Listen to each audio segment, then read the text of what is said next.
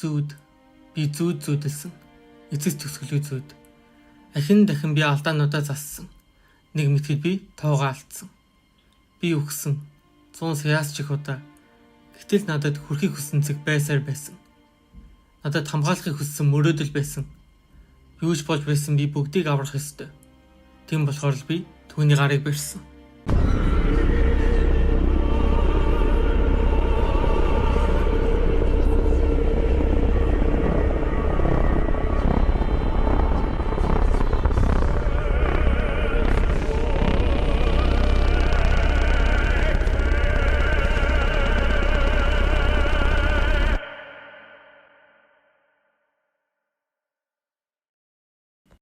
Нацки Субару энгийн нэгэн өглөөс ирэв. Гэхдээ нэг ялгаа нь түүний толгойд хоолой сонсогдоно. Нацки Субару Ичиднатай гэрээ хийснээр Ичидна дууны долгион ашиглаж Субарутай холбогдох боломжтой болсон. Ичидна Субаругийн харж буйд болгоныг Субаругийн хүзүүнд байх хар зүйлтэй ачаар харж чаддаг болсон байдаг. Ичиднагийн тусламжтайгаар Субару ариун газрыг аварч, шалгалтыг давж, өөрийн санаа тавьдаг бүх хүнээ хамгаалж чадсан. Гэхдээ энэ бүгд төлбөргүй ирээгүй. 100 сая удаа өгсөний дараа Нацки Субару одоо огтөөр хүн болсон. Субару маш их зүйлд дасаж дүйжирсэн. Өглөөс хүртэл айхаа болсон. Одоо Субару өөрийн чадвараа хүссэн үедээ ашигладаг хүн болсон. Энэ бүгдийг шунлын шулам таашаан үзэж зун. Энэ бол Касанеру, Ризро, Шунал Ватиф. Субару өөрийн нэмцэглэлийг толны өмнө бэлдэж дууссаныхаа дараа хүзүүндх хар зүйлнээс атах үед зүйлнээс нь зүрхний цохилт мэдрэгдэж эхлэх ба баг-багаар хурцж явандаа Субаругийн зүрхний цохилттой зэрэгцсэн ирнэ. Яг энэ үеэр Субаругийн ухаан балартаж эхлэв. Субару юу ч хэлэлгүй Ичиднагийн өмнө очиж суугаад цайнаас авч яв. Субару цайг юугаар хийдгийг марцсан болохоор биш, зүгээр л энэ бүгд өөрт нь хамаагүй болсон. Чи ядаж минь асуухгүй юм уу? Тэгэж яах юм? Чи өдөр шөнөгүй миний толгой дотор байгаа биз дээ. Тэр огт хамаагүй хүнтэй минь мэднэ гэдэг чинь соёлтой хүний хийх ёстой зүйл биз дээ. Би чинь цэцэг шиг л имзэгхэн ичимхэн эмэгтэй шүү дээ. Наад өгнөд чинь миний мэддэг үгтэй утга таарж байгаа гэдэгт итгэлтэй биш л байна шүү. Ичидна Субаругийн бүдүүлэг шогчсон авирыг нээхэх тоодоггүй. Зүгээр инэмсэглэн суудаг. Субару ч хальт Ичиднагийн үзэсгэлэн гоог өөрийн мэдээлгүй бишрэн харав. Яасан би чи намайг ширтээд байгаа юм уу? Ичидна ингэж хэлж байхдаа чөтгөрлөг царай гаргадагч Субару огтхонч айж гайхдаггүй. Энэ хоёр дугаасаа ярьж буу халах сэдв гэх зүйл үлдээгүй тул Субару хурдхан шиг буцахыг хүсв. Субару буцахын өмнө би одооноос 0 орохтой зүйлтэй тайж байх болно шүү гэж хэлэх үед Ичидна ахаад жоохон цуг байгаач гэж гуйх гэж оролдсон ч Субару баяртай ч гэж хэлэлгүй яваадаг. Субару буцаад ухаан орох үед өөрийн ертөнцид нь хэдхэн секунд өнгөрсөн байв. Субару одоо болтол энэ хоёр ертөнцийн цагийн зүрийг тасаж өгөхгүй л байсан юм. Би хизээж тасахгүй байхаа. Субару ам алдан чангаар хэлв. Ичидна бүгдийг харж бас сонсож байсан болохоор Субарутай өөрийн бодлоо хуваалцах гэсэн Субару шаардлагатай үе биш л бол өөртөө битгий яргэж хэлв. За би үнэхээр л чухал хэрэг биш бол чимээгүй байж шулан миний би чиний хүслийг гүйцэлдүүлээ. Эцэц чийл мастер шүү дээ. Амаа татаад өгөөч аацгүй. Гинэт Субаругийн хаалгыг хэн нэгэн тогшов. Аль хэдийн энэ лүбийг хэд хэдэн удаа давтчихсан байсан болохоор Субару хэн гэдгийг нь мэдэж байлаа. Петр өглөөний мэд гэж мэндэлснийхээ дараа үдээс хойш тосгонлоо дэлгүр хэсэг гэж байгаа цаг агаар гайгүй байдаг байгаа гэж хэлдэг. Субару Петр хоёр хоорондоо буу халан явсаар урд талбайд ирэх үед Гарфилд Райнхарттай бэлтгэл хийж байдаг. Гарфилд мэдээж маш амархан Райнхартад ялагддаг. Гарфилд дуурлаад чороо тоосоосоо салаад ирэх гэж яваад өгдөг. Харин Райнхарттай хажууд байх цэцгэн дээр тоос жоноогүй байдаг. Райнхартыг өөрийнх нь дайсан болов гэж бодох үед Субаругийн нуруугаар хүйд таадаг. Тийм болохоор Субару Райнхартыг Эмилиагийн багтаа авсан. Фелтийг сонгуулиас нэрээ тат гэж ятгах чадсанаар Фелт Райнхартыг хайсан байдаг. Фелтэд хаягдсан Райнхарт сэтгэлээр унаж очих газаргүй болсноор Эмилиагийн багт орохыг зөвшөөрсөн. Харин Гарфилдийн хувьд гэвэл хөөхд насныхаа травмаг давж чадаагүй. Субару Расвал хоёр хүчээр ариун газраас гаргачихсан. Хэрвээ тэгээгүй байсан бол махчин тулаануудад идүүлэх байсан. Сэтгэл санааны докторгүй байгаа Гарфилдийг хүчээр гаргаад ирсэн тул докторгүй сэтгэл хөдлөлөө уураар гаргадаг болсон. Райнхарт уураа гаргадаг байн болж өгдөгч гэсэн энэний нөөрхөн сул дор байдлыг нь улам их мэдрүүлдэг.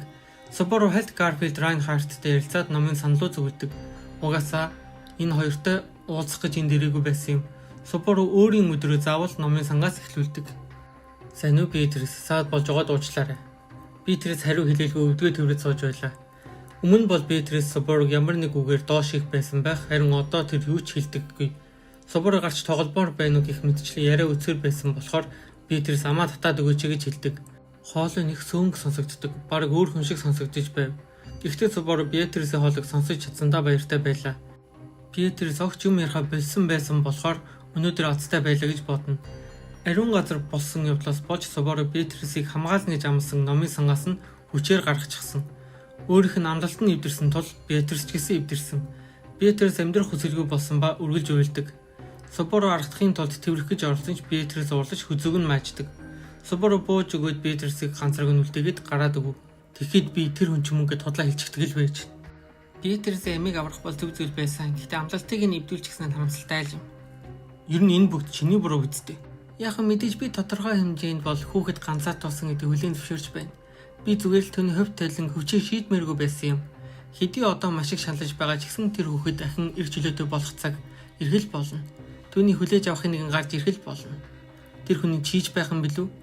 Хязгааргүй боломж болцоо байгаагаас хойш. Ичид надаа ярилцаж дууссныхаа дараа Субару Розволтой уулзахаар явдаг. Розвол их сэтгэл өөдрөг харагддаг. Субару хүнэлдэг болсон байсан. Розвол Субаругийн хийсэн болгонд талархаж Субаругийн чадварыг өндрөөр үнэлж байсан. Харин Субару ариун газар хийсэн зүйлээс нь болж Розволд дургуйж гисэн Розвол үл тооход хэтэрхий чадварлаг хэрэгтэй хүн юм. Розвол Субарутай харьцах хандлагаа өөрчилсөн тул Рамч гэсэн өөрчилсөн. Баруусуу гэж дуудахаа болж хүндэлж харьцдаг болсон. Гэхдээ ямар ч дотн нөхөрсөг байдал мэдрэгддэггүй. Рам зүгээр л хүндэт зочимд харьцдаг. Рам Субару хоёрын хажууд Рэм унтаж байх бөгөөд сүүлийн 2 жил унтаж байгаа. Субару Рамаас Рэм тэр хоёрыг орхихыг хүсээд Рам гарсны дараа "Хөөе, Ичидна. Чи намайг дуудаж байна гэж үү? Нар баруунаас гарах нь дээ." Рэмиг яаж сэрэх талаар ахин нэг сануулдаа. Ичидна Рэмиг сэрэж болох 3 боломжит аргыг тайлбарлаж өгдөг. Эхний арга бол хараал хийсэн үнийг нь олоод хараалыг нь байхгүй болгож өгөөч гэж гуйх. Гэхдээ тэднийг олох маш хэцүү. Хоёр дахь арга нэгтгэхээс ч хэцүү. Хараал хийсэн хүнийг нь алах. Гэхдээ аллаа гэд хараал нь арилах баталгаа байхгүй. Хамгийн сүүлийн арга бол ариун лугийн цус. Ариун лугийн цус Рэмиг ямар ч асуудалгүй сэрэж чадна. Гэхдээ ариун луу зөвхөн улсын хаант цусаа өгдөг.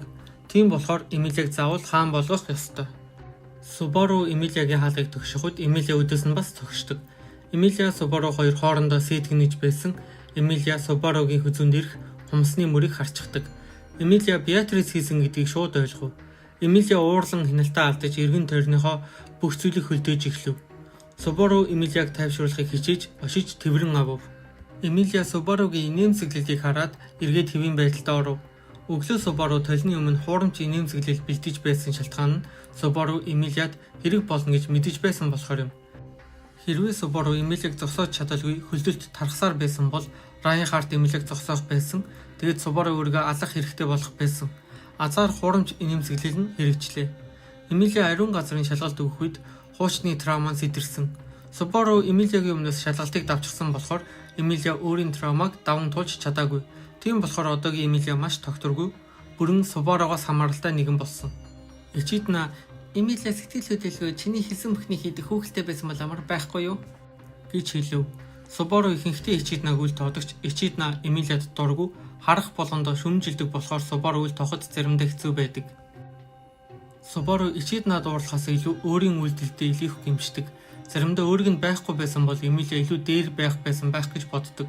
Хэдий Ичидна өөрийнх нь үйлдэл зөв байсан гэж тайлбарладаг ч гэсэн ингэсэн бол тэгсэн бол гэх боломжуудад харамсах харсалт хязгааргүй.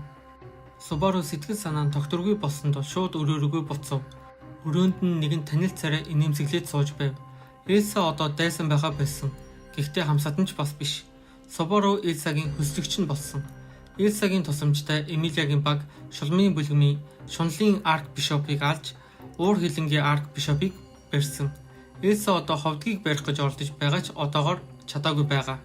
Субару "Өө Элса, чисээ гаднаас орж ирсэн те? Гадаа цагаагаар хэр байсан?" гэж асуух үед Элса гадаа цагаагаар сайхан байсан гэж хариулдаг. Тийм үү. Ахаад нэг юм гуйх гэсэн юм. Чи хутгаа цуглаад миний толгойг тастаад өгөөч. Нэр аль болох баг өвтгөөрэй. Элса хальт гайхсан ч гэсэн Субару тоглоогүй гэдгийг ойлгоод Субаругийн толгойг тастан унгадаг. Субаругийн цусаар өрөө будагдж байхад Субаругийн толгойд орсон сүүлийн бодол бол энэ өрөөг аль үйлчлэгч нь цэвэрлэх бол гэсэн бодол байсан юм. Элса Субаруг өөрийг нь алахыг гуйх үед заримдаа өөдөөс нь асуулт асуудаг ч гэсэн хэлснээр нь хийж өгдөг болохоор Субаругийн хувьд өөрийгөө өхүүлэн лүпэд дахин давтахад их хэрэгтэй хүн болсон юм. Субару ахин өглөөс ирэх үед Ичидна чи арай л эрт өөрийгөө алчглаа гэж шүмжилдэг. Ичидна яагаад өөрийгөө алж байгаа юм гэж асуухад Субару хариулдаггүй. Петр ахин хаалгыг нь тогшин Субарутай мэдлэв. Яг л өмнөх лүб шиг үдээс хойш дэлгүүр явах гэж байгаа цаг агаар хэр байх бол гэж асуув. Гэхдээ энэ удаа Субару хариултыг нь мэдж байгаа. Санаа зовох хэрэггүй дээ Петр. Өнөөдөр цаг агаар сайхан байх болно. Энэ хариултыг л хэлэх гэж Субару өөрийгөө аасан. Цаг агаар өнөөдөр хэр байх бол гэсэн асуултанд хариулах нь өөрийнх нь амнаас илүү үнцэнтэй байсан юм. Энэ бүгдийг ногоон толгодын дээрээс үзэж суугаад Ичидна өөрийнхөө амиар бусдын амьдралыг хамгаална гэдэг мэдээж маш их сүр жавхлан үйлдэл. Гэхдээ чиний энэ чадвар хоёр эртээ утгах шиг. Бусдын амийг үнэлэх тусам өөрийнхөө амийг үнгүй болгож байна. Субару өөрийн хүслийг гүйцэтгэхийн тулд бүрэн энэ чуламд найддаг болчихсон. Субаругийн ахин амилдаг чадварын ачаар хорвоо ертөнц Ичиднагийн атхан дотор орчихсон гэж хэлж болно. Хэдий Субаругийн зорилгыг биелүүлж өгөхийн тулд чадлаараа туслана гэж амласан ч гэсэн Субаругийн энэ бүх зовлон энэ ганцаардмал чулмыг сэтгэл ханамжинд болж өгдөг. Огтхон чуналтай хамаардаг цохил байдаг нас шаашааст. Япон гарчин Касанеру гээд овоорх судахтай үздэг. Хин ер нь энэ цохилыг шонлын Ватеф гэж нэр өгчихсэн чи огт таардгүй наац. Балаа юмнууд.